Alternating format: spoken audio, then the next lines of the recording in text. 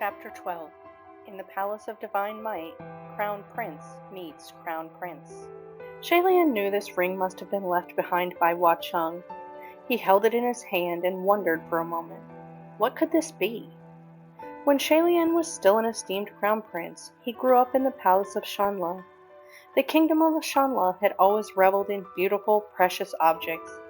Collectors who held aesthetics above all else were abundant, and the palace itself was of course glorious and dazzling. Golden columns, jaded steps, innumerable treasures and precious jewels. The noble children even played with colored gems as if they were toys. Shalian was thus familiar with the sight of riches, and from the look of this ring it appeared to be made of diamond, but its shape was exquisite. Even the most skilled jeweler likely couldn't craft an equal to the ethereal natural beauty it emanated.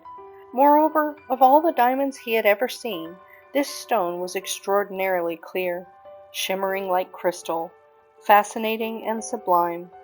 That scintillating luster made it difficult for him to determine exactly what kind of stone it could be. Still, even if he couldn't tell what the ring was made of, it was certainly an item of extreme significance. If it was found around his neck, then it had clearly not been accidentally dropped. It was most likely a gift from Hua Cheng, a keepsake. Shalian was a little surprised to receive a memento like this, and he smiled softly. He resolved to take good care of it, and to ask the youth what the gift meant the next time they met. All he owned was this broken-down shrine, and in it there was nowhere appropriate for him to hide treasure. After giving it some thought, he decided the best place to keep it was on his person after all, and thus Shalian fastened the silver chain around his neck once more. After running around Mount Yujun and Banyu Pass back to back, Shalian lay paralyzed in Puchi's shrine for a few days. If it wasn't for the kindness of some overly passionate villagers who came with offerings of buns and congee, he would have probably stayed incapacitated for many days more. He spent his time thus, until one day a sudden message arrived from Ling Wen. Return to the heavens at once. Judging by her tone, something bad was about to go down. Shalian could guess more or less what it was and was already mentally prepared. Is this about Banyu Pass? That's right, Ling Wen replied. When you've returned to the heavens, come directly to the Palace of Divine Might. Upon hearing Palace of Divine Might, Shalian froze. Jun Wu was back. Since his third ascension, he hadn't yet seen Jun Wu. As the #1 martial god, Jun Wu spent his days deep in secluded cultivation or out patrolling the realms and keeping the world at peace. With his return, it looked as though Shalian wouldn't be able to get out of making this trip. And so, after only a few days of rest, he hiked up to the heavenly capital once more. The divine palaces of all manner of gods and immortals had been built in the heavenly capital, each with their own history and style. Together, they formed the great city.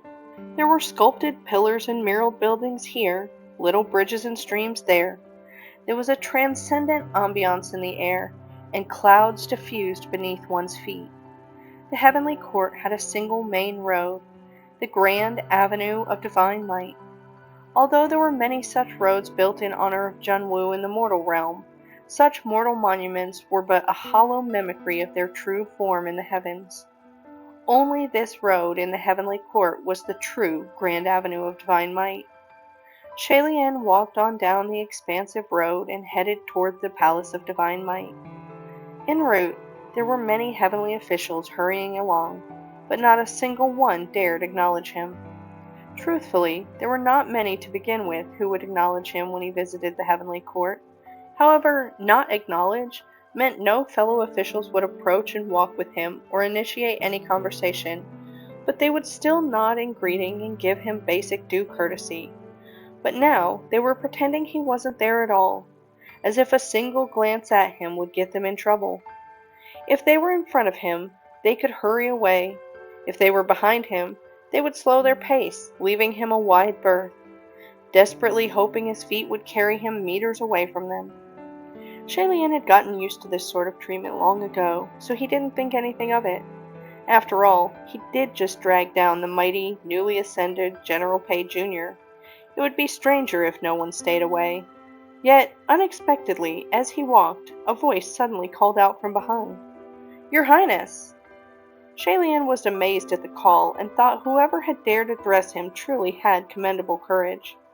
But when he turned his head to look, the junior official that called for that highness rushed past him and ran toward someone farther ahead.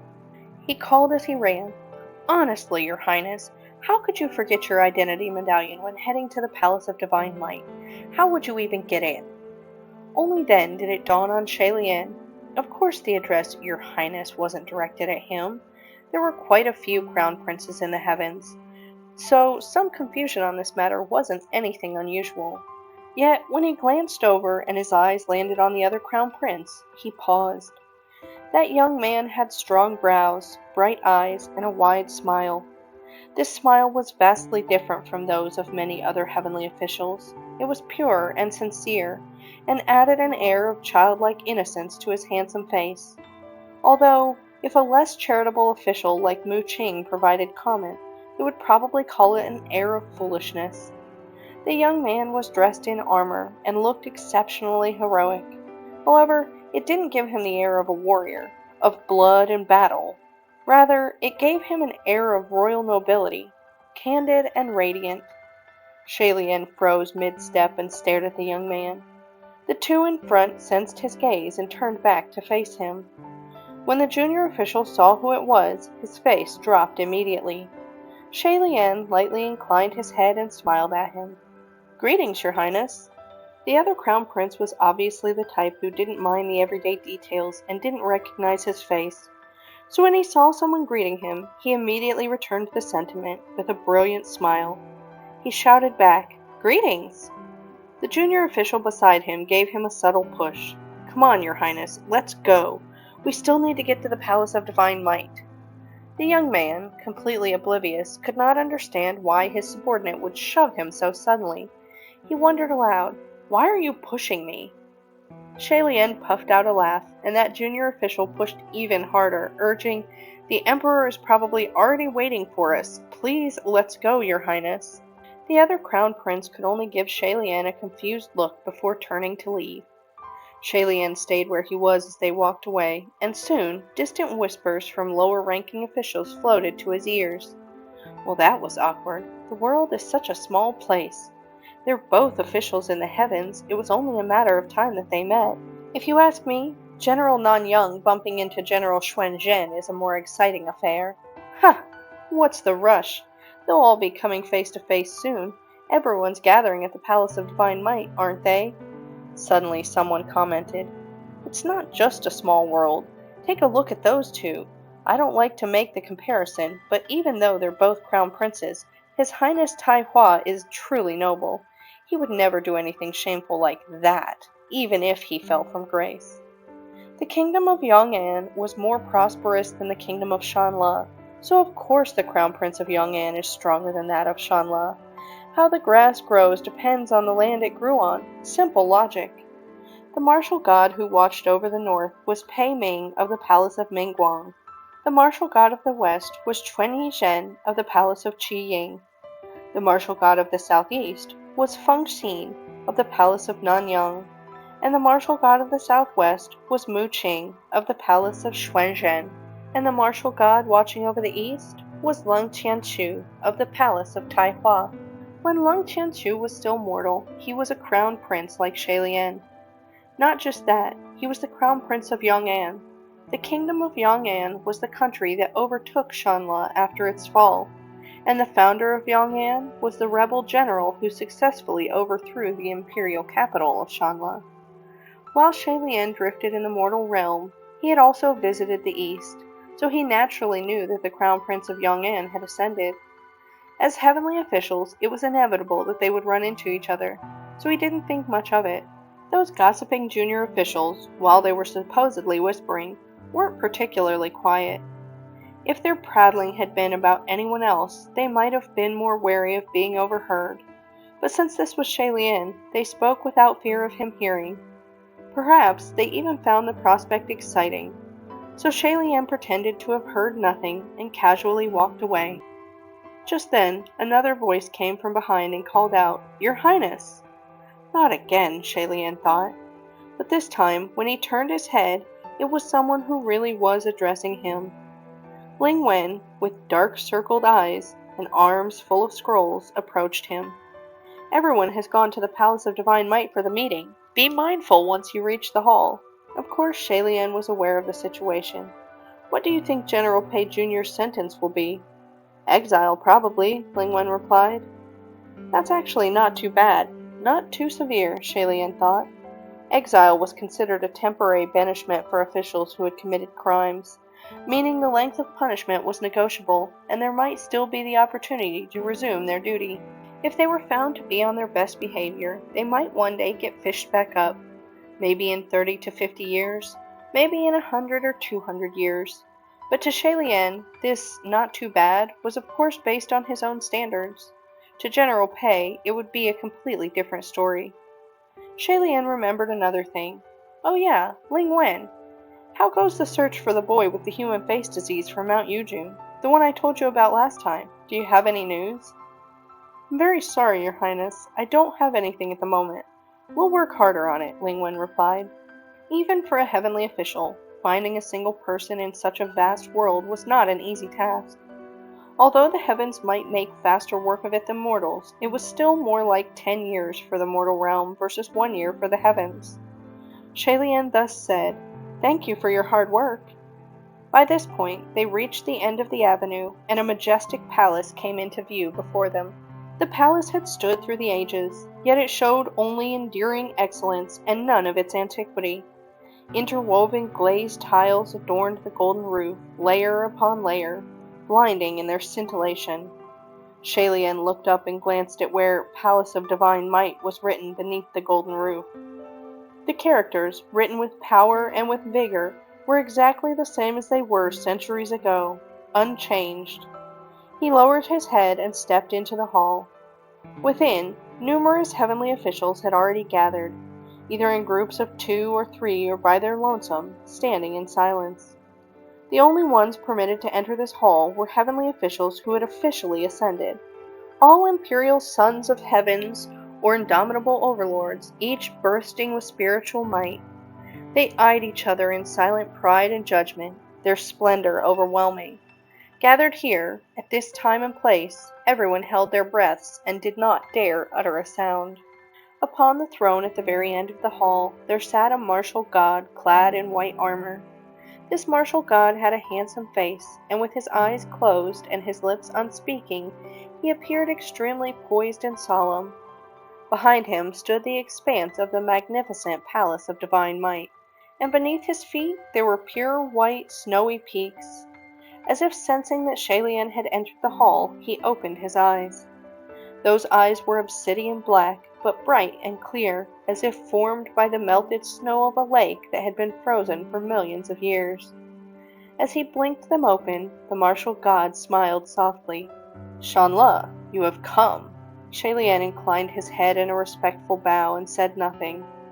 When Junwu spoke, he was not loud, but his deep voice echoed through the entire Palace of Divine Might. All the eyes of the gathered officials focused on Shalian, and he understood immediately. It appeared that this meeting wasn't for discussing General Pei Jr. and the Banyu Pass scandal. The spotlight, it seemed, was on him. Ling Wen approached the throne, dressed all in black and not sparing a word or a smile. She drew a line through an item in the book she was holding. "My lord, there are a few heavenly officials still on patrol in the mortal realm, unable to return." Junwu nodded. "They have given their notice ahead of time." Ling Wen acknowledged the response, and Junwu turned to Shalian once more. "Shanla, I am sure you are aware as to why you have been summoned here today." Shalian still had his head bowed. "I can guess. However, I had actually assumed that a decision had been made on the matter with General Pei Jr. Just then, a lyrical male voice called out from behind. "How that matter will be decided is still hard to say." When Shalian turned his head to look, a martial god stepped into the great hall. His hand resting on the hilt of his sword, he walked toward the front. When he passed by Shalian, he stopped in his step, and the corner of his lips lifted. "Your Highness, I've heard so much about you." This martial god looked to be about 26 or 27 years old, graceful in his demeanor, but resolute in his actions. Looking at his face, Shalian thought he was even more attractive than the statue he'd seen at Mount Yujun. It was the kind of handsomeness that could steal hearts, very much the charming type. Shalian didn't respond. He continued, "Our little Pei has certainly been in your care." "I've definitely offended him," Shalian thought. He returned the greeting. "You flatter me. I've heard more about you, General Pei." The words, "I've heard more about you," were certainly not a lie. In the past few days, Shalian had skimmed through his scroll and briefly read the legends of some of the more famous heavenly officials. Among them was General Mingguang, Pei Ming. This martial god of the north was skilled in battle, but the subject the mortals talked of with the most relish was his many amorous intrigues, the beautiful and the ugly, the stories left behind in wanton alleys. Beautiful stories had Pei Ming spend extravagant amounts of gold to save a famed yet pitiful escort from the brothels, prompting her to fall in love with him and henceforth remain pure and true to await his return. Ugly stories had Pei Ming travel 1,000 miles for a one-night stand with a married woman, etc., and so on. On some level, Pei Ming was an awe-inspiring man. After reading through his stories, Shalian thought it was quite unbelievable that after so many years, only one Xuanji had been created from his way of life. Because Pei Ming was accomplished in both battle and in love, his rivals and peers alike took great pleasure in cursing him to die. Even better if he'd die from syphilis. But his fate was tough and relentless, and he never caught anything from the many flowers he'd plucked. He wouldn't die, and he'd even live longer than most of his peers, until finally, one day, he lost a battle. Everyone laughed, thinking, "At last he's met his end." But then lightning crashed and thunder roared, and in that moment of imminent peril, he ascended to the heavens. Those who hadn't already died by his hand probably all died of outrage. After ascension, Pei Ming didn't change his way of life, and the scale of his tales of promiscuity only grew, from fairies and lady heavenly officials to female ghosts and demons. As long as they were beautiful, he would not hold back. Nonetheless, the charming ladies of the mortal realm still remained his favorite type. Many indecent love stories had him starring as the main male lead, and if it wasn't for Shalian's method of cultivation that demanded purity of body and mind, he probably would have read a few of those books just out of curiosity. Thus, in addition to his role as the martial god that ruled the north, the mortal realm also worshipped him as the god of love. Even a number of heavenly officials would turn around and secretly pray to him should they bump into him in the heavens, hoping for some fortune in love.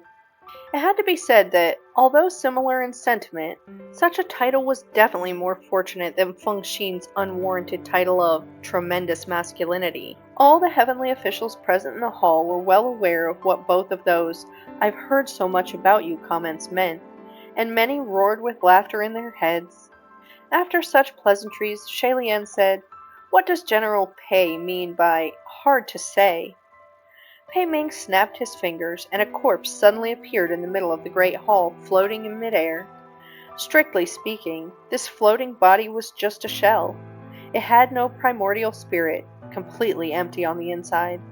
But it was covered in blood from head to toe, so by any practical measure it was no different from a corpse. It had a handsome face, but its eyes were firmly shut. It was indeed Ah Zhao, or rather, General Pei Jr.'s clone. To have such a thing appear so suddenly before an elegant crowd of heavenly officials inside the Palace of Divine Might was startling. A moment later, Pei Shu was also brought in, but he still looked indifferent and apathetic even with shackles binding him. His head was bowed low, and he was silent. "General Pei, what's the meaning of this?" Shalian asked. Pei Shu knelt down within the Palace of Divine Might, and Pei Ming replied, "During little Pei's interrogation, he mentioned something I found quite curious." Pei Ming paced halfway around Shalian and smiled. "I'm quite familiar with little Pei's ability. Even if his clone's powers are reduced, and nowhere near the level of his true self, it's still quite competent, and capable of fighting evenly with a Wrath Ghost. However, He told me that he was surprised to meet a mortal who was so strong that little Pei was unable to even withstand his attacks. Now isn't that curious? Pei Ming continued, and so I pressed for answers. It turns out, at the time, there was a red-clothed young man beside your highness, while you were at Banyu Pass. Hearing the words red-clothed made all the officials present shift expressions, and they all appeared uncomfortable. But Pei Ming's next statement made them completely agitated. And this young man, in the dark, was able to eradicate every Banyu soldier turned wrath in a flash. Now, your highness, might you enlighten us as to who this red-clothed young man might be? If it wasn't a wrath, then it must be a supreme that could kill hundreds of wraths in a flash, a supreme dressed in all red. Anyone could guess who that young man probably was, yet no one wanted to be the first to say the name. Shay-Lian cast a glance at the silent Pei Shu and replied a little unnaturally. Really? I don't remember it very well. There was a caravan trapped in Banyu Pass at the time, and we spent a few days together. Maybe it was someone from the caravan. That can't be right, your highness, Pei Ming said. According to little Pei, you and that young man were unusually close. Not like someone you'd only just met and had only known for a few days. How can you not recall such a thing? No, you're wrong. That was the truth. It really was only a few days, Shay-Lian thought. Nevertheless, his face gave nothing away. Just then, from the sidelines, a white-clad cultivator casually waved his whisk and spoke up.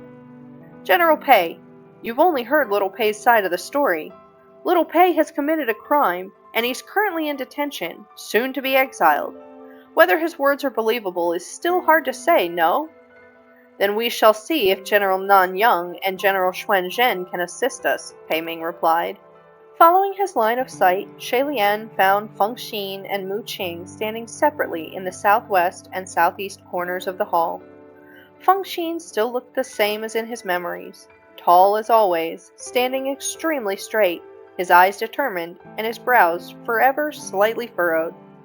It made it seem that there was always something irritating him, but really he wasn't irritated at all. Mu Qing, on the other hand, was somewhat different from what he remembered. His face was still pale without much redness, and his lips still thin and pursed, his eyes half-lidded. However, there was an aloof air surrounding him, one that clearly indicated he was interested in neither conversation nor the dispensing of compliments. He stood with his arms crossed, a finger on his right hand tapping his left elbow softly. It was hard to tell if he was at ease or if he was scheming something. While the two were considered good-looking men, each had their own flaws. Hearing Pei Ming call them out, they both looked toward Junwu at the same time.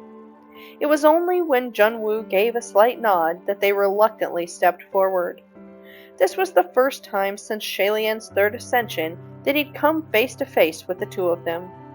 He could sense all the eyes upon them going wild with excitement. Wild was inevitable. It must be known that the Palace of Divine Might was the #1 martial palace of heaven, and those without the title of heavenly official had no right to enter or attend court. The first time the Crown Prince of Shanle ascended, Feng Xin and Mu Qing were his deputy generals. At the time, they were only low-ranking officials from the middle court, without even the right to scrub the floors of the Palace of Divine Might. And now, not only could these former junior officials stand openly in the palace's hall, but their ranks were even higher than that of their former master. What a turn of fate! How times had changed! The three of them looked at each other, eyes flitting all over, stealing glimpses at one another, but swiftly turning away and pretending not to care. Who knew what the other two were thinking? However, Shay-Lian had pretty much figured out why Pei Ming had called them out to help. As suspected, Pei Ming said, General Nan Yang and General Xuan Zhen have both fought Hua Cheng before. I'm sure they can speak with authority regarding the weapon used by that person. So the point of bringing forth the empty shell, Zhao, was for the court to inspect its wounds. Feng Xin and Mu Qing slowly approached the floating body. Shay-Lian himself took a few steps forward to take a look, but it was splotched with so much dark blood that it was hard to discern anything.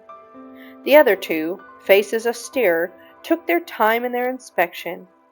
Finally, they raised their heads and swept a look at each other, seeming like neither of them wanted to speak first. Ling Wen prompted from next to the throne. "Generals, your conclusion?" It was Feng Xin who spoke first, his voice dark. "It's him." "The scimitar Yiming," Mu Qing added. Shailian was probably the only one among the heavenly officials present at the Palace of Divine Might who didn't know the significance of those words. The scimitar Yiming was the very same freakish weapon Hua Cheng had used when he challenged those 33 officials and single-handedly beat them to a pulp, annihilating their souls and dignity both. Inside the Palace of Divine Might, the heavenly officials started whispering to each other, unreadable eyes watching Shailian.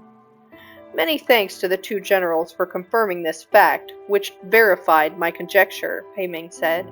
"If the red-clothed young man who traveled next to your highness really was that person, then this matter is considerably more complicated." The white-clad cultivator from before spoke up again. "General Pei, do you truly mean to imply that His Highness colluded with a Supreme Ghost King to frame General Pei Jr.? Both times that cultivator spoke, he was on Shailian's side, so Shailian had to see who exactly this curious fellow cultivator was. What he saw was a person with clear, bright eyes. He wore a white jaded belt, held a whisk in his arms, and had a long sword carried on his back, with a folding fan tucked at his waist. His form was graceful and elegant, his expression spirited. And while he did look familiar, Shailian couldn't recall when he had met a friend such as this. Pei Ming also gave the man a look, appearing like an annoyed elder who didn't want to deal with children. He shook his head and waved dismissively, dispersing the floating empty shell that was Ah Zhao, then turned around and continued his argument. "It may not be collusion. That person is powerful and wicked. Who knows what deceptive tricks he might have used to bind His Highness?" Pei Ming intended to pin all the chaos at Banyu Pass on Hua Cheng. Shailian rebuked him. "General Pei, even if you won't believe me, you should still believe in Lord Windmaster. General Pei Jr. admitted to the crime of luring passers-by to Banyu Pass with his clone, and Lord Windmaster heard everything." Pei Ming glanced at the white-clad cultivator again. Shailian continued, "Besides, since we're both here at the Palace of Divine Might, you can simply ask the Emperor whether there are traces of any spells of deception cast on me." Jun Wu, who sat high above, remained calm and unchanging. That meant Shailian was absolved. Shailian then continued, "General Pei, let's keep things clear and separate. Let's not talk about whether the young man I traveled with was Hua Cheng or not. At the very least, even if he was indeed Hua Cheng, that has nothing to do with what General Pei Jr. has done. A Supreme Ghost King might have the worst possible name on people's tongues, but not everything can be blamed on him." Shailian's own expression was composed and neutral when he uttered that name, but many in the hall felt cold shivers run down their backs. Pei Ming replied, "Regardless, I believe this case needs to be re-examined. It would be best if the State Preceptor of Banyu that your Highness has taken could be brought in for interrogation too." To interrogate her for what? Torture her to confess a lie? Shailian hadn't yet responded when someone else spoke up. Pei Shu looked as if he didn't want to remain in the Palace of Divine Might a moment longer. He said in a low voice, "General, let it go." "What?" Pei Ming was irritated. "There isn't any spell of deception. This is all my doing. I've disappointed you, sir," Pei Shu confessed. Pei Ming was right in the middle of clearing his name when Pei Shu said this. Pei Ming turned cold, and he said darkly, "What bewitching concoction did that State Preceptor of Banyu feed you? Shut your mouth." However, Pei Shu raised his head. "Let it go, General. Little Pei isn't afraid to admit the things he's done. Since I've been caught red-handed, I'm prepared to receive any punishment that is handed down." Pei Ming's face was written with shock, and it clearly read as, "You've always been so sensible. Why did you suddenly go nuts today?" He was just about to kick some sense back into Pei Shu when Jun Wu spoke. "Enough." The moment that word was said, Pei Ming withdrew his leg and bowed. Thus spoke Jun Wu. The case of the Banyu Pass is settled. Take little Pei away. He is to be exiled in a few days' time. After some silence, Pei Ming acknowledged, Yes, my lord. Shay Lian had only just breathed in relief when Pei Ming continued. But Nanyang and Xuanzhen have proven that the wounds on that empty shell were indeed inflicted by the scimitar Yiming. I understand, Junwu replied. That is a whole other matter. Pray my lord will look into it, Pei Ming said. I will investigate, naturally. There is no need for concern. After a pause, Junwu continued. You are all dismissed for today. Shanle, you stay. It looked like Shay Lian would be personally interrogated. The heavenly officials had nothing left to say and bowed. Yes, my lord. Having been dismissed, the other heavenly officials exited in their groups of 2 or 3. When Feng Xin passed by, he glanced at Shay Lian, looking like he had something to say, but he stopped himself. Shay Lian smiled at him and looked startled before hurriedly leaving after all. Mu Qing, on the other hand, walked past without sparing a look, as if Shay Lian didn't exist, and yet he deliberately took a path to pass in front of him. As for that white-clad cultivator, he walked over with his whisk in hand and a huge smile ready to speak. But Pei Ming, who had just suffered a setback, walked over too, with one hand resting on his hilt and the other rubbing his nose. He said helplessly, Qingxuan, for your older brother's sake, can you stop stirring up trouble? The smile disappeared from the face of the white-clad cultivator. General Pei, there's no need to use my brother against me. I'm not afraid of him. You... Pei Ming seemed to be gritting his teeth in impotent rage, unable to do anything about this. Finally, he pointed at the other cultivator. You've really done in little Pei this time. 200 years of exile? The white-clad cultivator swung his whisk wildly. That's little Pei's own doing. This has nothing to do with me. Looking like he didn't want to continue this quarrel with Pei Ming, the white-clad cultivator flounced off. Shay Lian thought Pei Ming might stick around to taunt him further, but he didn't, and simply exited the hall directly.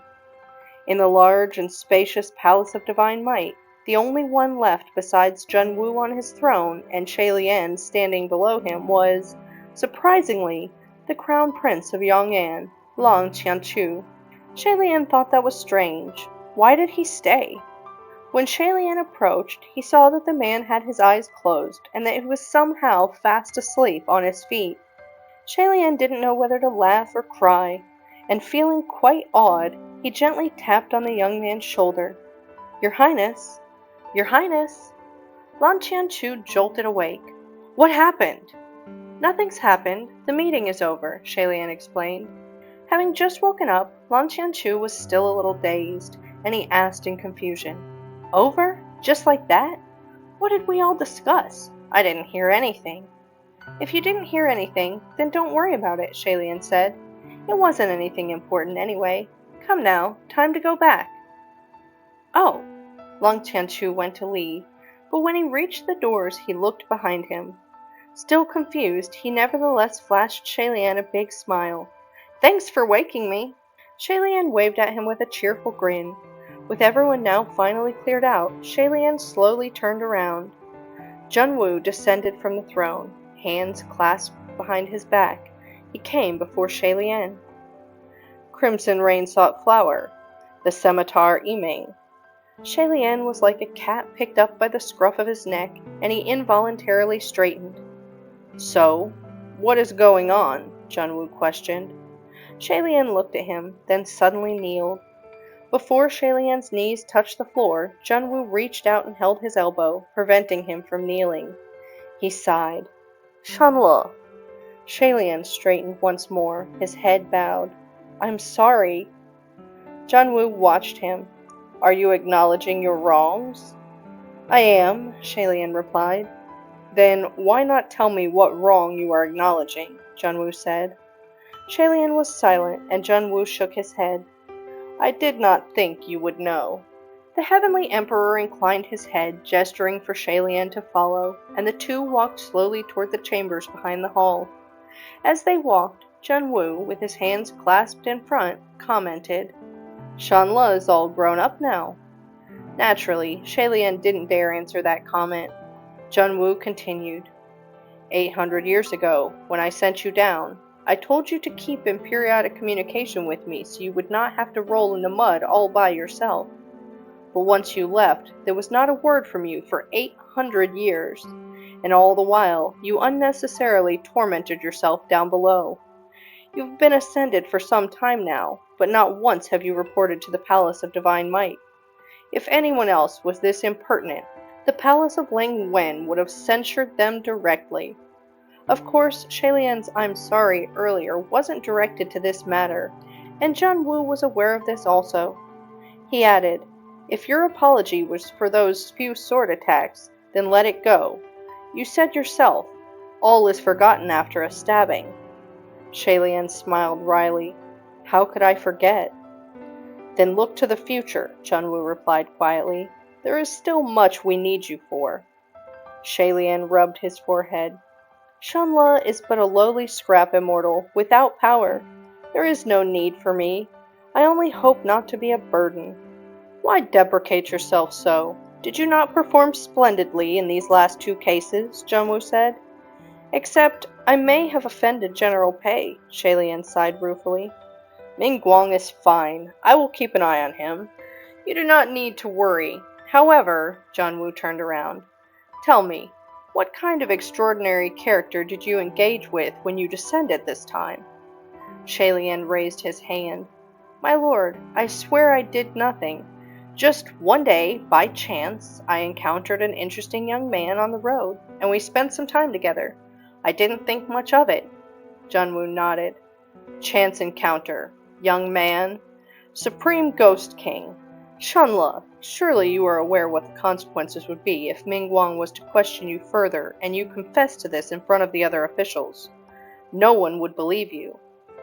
"Shanla knows," Shalian replied woefully. "So I am grateful for my lord's timely intervention." "My lord, you're not actually going to interrogate me, are you?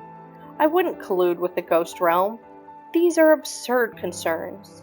"Naturally, I know you would not intentionally collude with the Ghost Realm," Junwoo said. "I'm grateful for my lord's trust," Shalian replied. "However, with things thus, it may no longer be appropriate to send you to investigate an urgent matter that I have on hand." "What is it?" Shalian inquired. At this time, the two of them reached the chamber behind the great hall, separated from the main hall by a large mural. The front depicted a golden palace towering above a sea of clouds, radiant and brilliant. The back of the mural was another view, depicting mountains and valleys spanning over an enormous distance. Gazing over the expanse of the painting, one could see many tiny pearls embedded on this giant map, glinting like stars.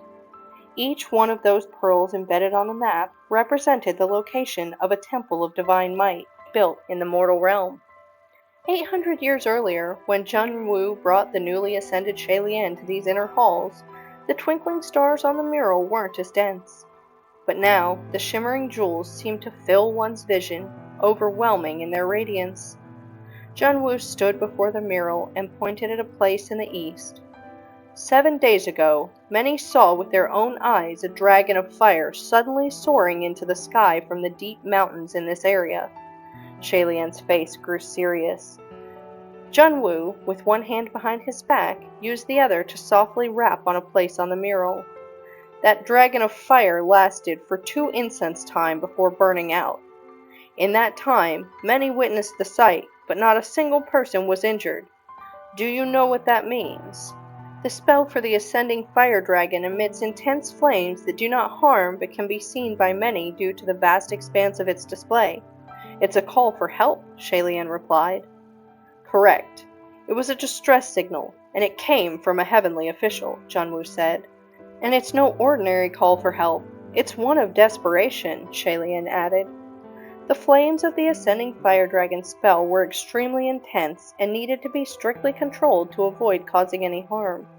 Those strict controls would most assuredly drain an immense amount of a heavenly official's spiritual power. If the casting official was not careful, their powers could easily backfire and they would destroy themselves in the process. Unless they were absolutely desperate, very few heavenly officials would take such a risk. A sighting of this nature meant that a heavenly official had fallen into grave peril, with no other options left. Are there any officials whose whereabouts are currently unknown? Shalian asked. The Banyu Pass case was not the only reason all officials were summoned back to court. The main purpose was to use this chance to investigate everyone's whereabouts. Aside from those who usually do not show, like the Rain Master and the Earth Master, even those who couldn't make it back reported in. Shalian contemplated for a moment, then speculated. Maybe it wasn't any of the officials from this term. Maybe it's one of the retired officials. If that's the case, then I'm afraid our search parameters will need to expand. Many retired officials lost contact with the heavens long ago. It would be impossible to deduce who could be the one in peril, Junwu said. So this was probably why Ling Wen and many of the civil officials had dark circles under their eyes and walked with such weak steps. They were working constantly on this case. No wonder they couldn't break away to investigate the whereabouts of that boy with the human face disease from Mount Yujun. Shalian asked.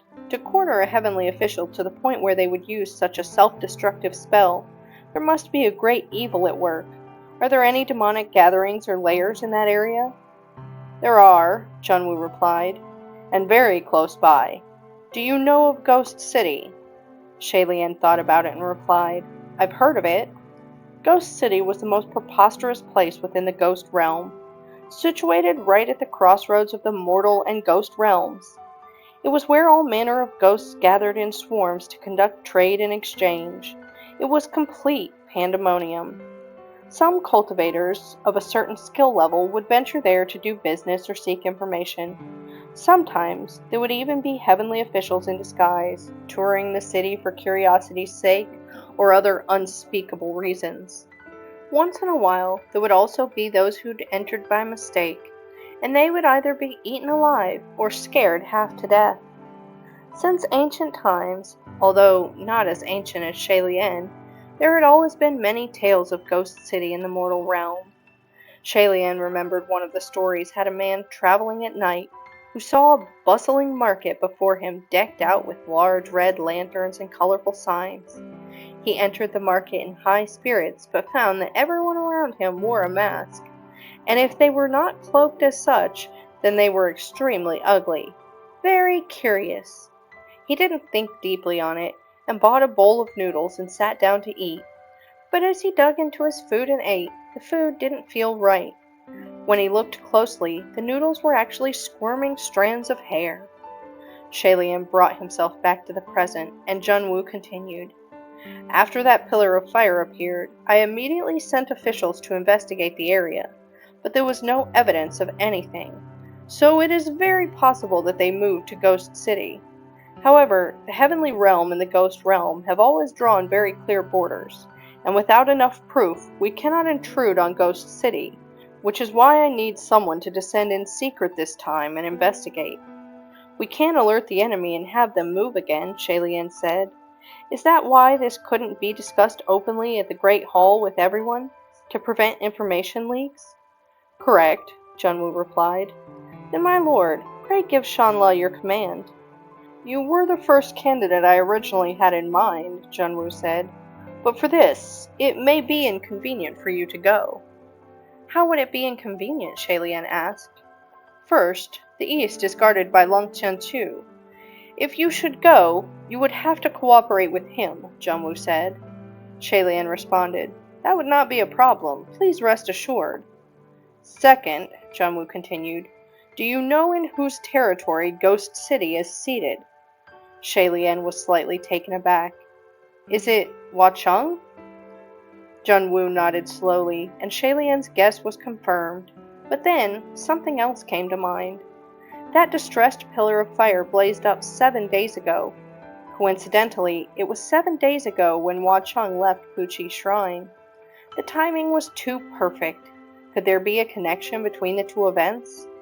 It would seem you have a rather good relationship with him, which is fine, Junwu said. The only thing I am concerned about is whether he is involved. If this makes it awkward for you, then do not force yourself. If you have any other suggestions, or anyone you would nominate, Do let me know. However, Shalian still said, Let me go. I don't think Crimson Rainsought Flower is a disingenuous person. Junwoo looked at him. Shanla, I know you are very capable and know what you are doing. However, I also know that you always think the best of everyone. Shalian gave a small smile at his words. Please don't say it like I'm a little princess who has never left home. Those words really don't suit me anymore. Junwoo shook his head. I should not comment on the friends you make, but I will still say this. Be careful of Hua Cheng. Hearing this, Shalian bowed his head slightly, keeping his eyes down and saying nothing. He should have responded with, Yes, my lord, as he should have been able to say yes with ease by that point. Yet for some reason, he really didn't want to say that particular yes. Be especially careful of that wicked blade of his, Junwoo added. What do you mean? Shalian asked. The scimitar Yiming is a cursed blade, a blade of misfortune. To forge such an evil weapon would require terrifyingly cruel sacrifice and bloody determination. Do not touch it, and do not let it touch you either. If you do, the consequences will be unimaginable, Junwoo replied. Shalian couldn't tell where his sudden surge of confidence came from, but inwardly he thought, Sanlong probably wouldn't strike at me with a blade. Still, he responded, Shanla understands. Junwoo nodded. I will of course be at ease knowing that you have taken this case. Since this does not make things awkward for you, then it is ideal. Nonetheless, going on this mission alone may be too much. Are there any officials you would like to join you? It doesn't matter, Shalian said, after some thought, but preferably someone easy to get along with. It'd be best if they're powerful too, so they can lend me some spiritual power sometimes. Junwoo smiled. You disqualified both Nanyang and Xuanzhen with the first condition. That was true. No one could say that the Feng Xin and Mu Qing of today were personalities that were easy to get along with. Shalian started chuckling too. How are things between the three of you? Have you spoken with them yet? Junwoo asked. The Heavenly Emperor himself never entered the communication array, and thus was naturally unaware of the buzzing chit-chat that went on among the officials. We spoke a few words, Shalian replied. It's been so many years, and yet you have only spoken a few words, Junwoo inquired. Ah, yes. I heard that when you ascended this time, you destroyed many of your fellow officials' palaces, one of which was Nanyang's. Shalian argued back. I paid back that debt, all 8,880,000 merits. And for this, I need to thank my lord for giving me the opportunity to go to Mount Yujun. Thank Nanyang, Junwoo replied. I heard Ling Wen say it was he who privately approached her and said there was no need for you to pay back the reconstruction cost. Shalian was stunned. I didn't know about this at all.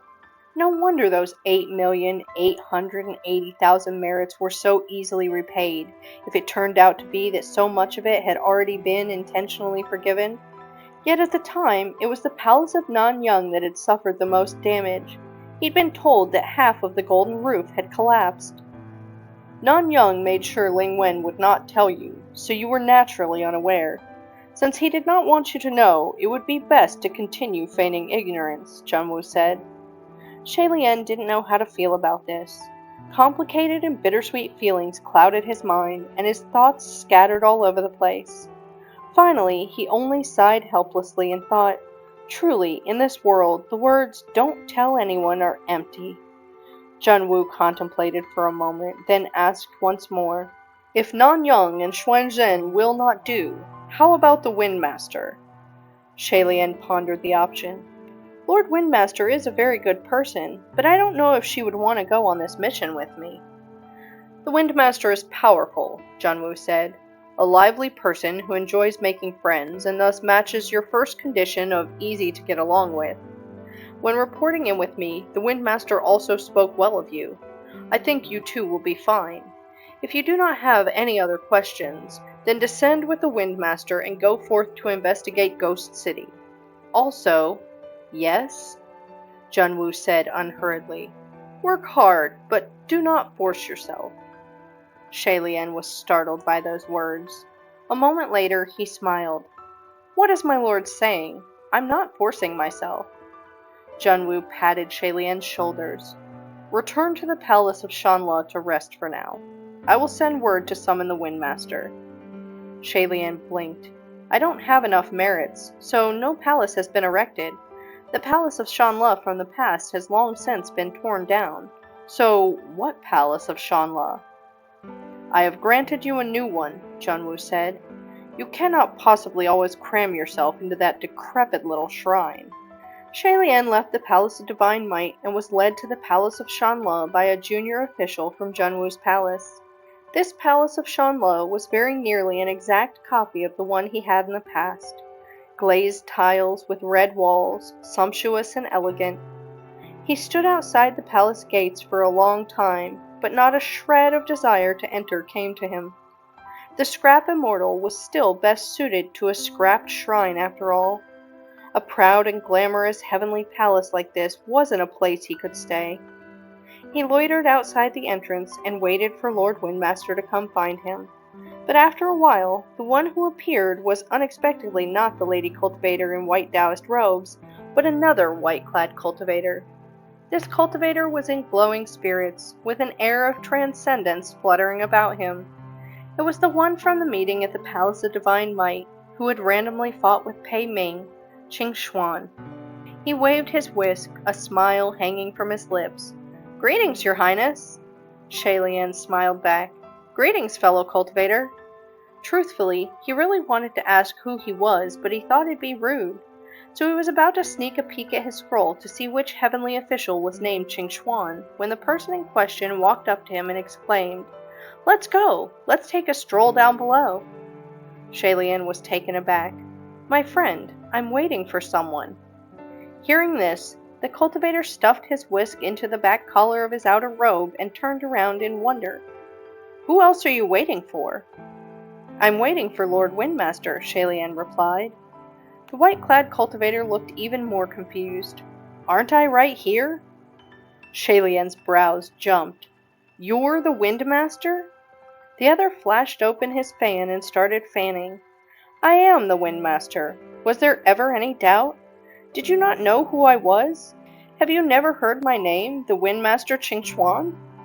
His tone was irrefutable and absolute, strong and confident, as if Shalian not knowing his name was an impossible thought to entertain. The folding fan had the word for wind, Feng, written on the front, while the back had 3 flowing inclining lines, the exact same fan that the lady cultivator in white had held. Shalian suddenly recalled that Fu Yao had mentioned that some upper court heavenly officials, under special circumstances, had the ability to transform their appearance. While at Banyu, Nan Feng had also uttered an incomplete sentence. The Windmaster had always been... Been what? A man? After getting dragged for a few steps, Shalian still couldn't fully process this information. Lord Windmaster, why did you disguise yourself as a woman last time? What? Was I not beautiful? The Windmaster asked. Yes, but... Shalian was still confused. If I was beautiful, then there's no but, as long as I look good. The Windmaster smiled brightly. Of course, it's because I knew I'd look good that I was in disguise. Having said that, he looked like he'd suddenly come up with an idea and closed his fan. He gave Shalian a once-over with a calculating expression, then spoke after a moment. Speaking of which, don't we need to go undercover for this mission to Ghost City? Huh? Shalian replied.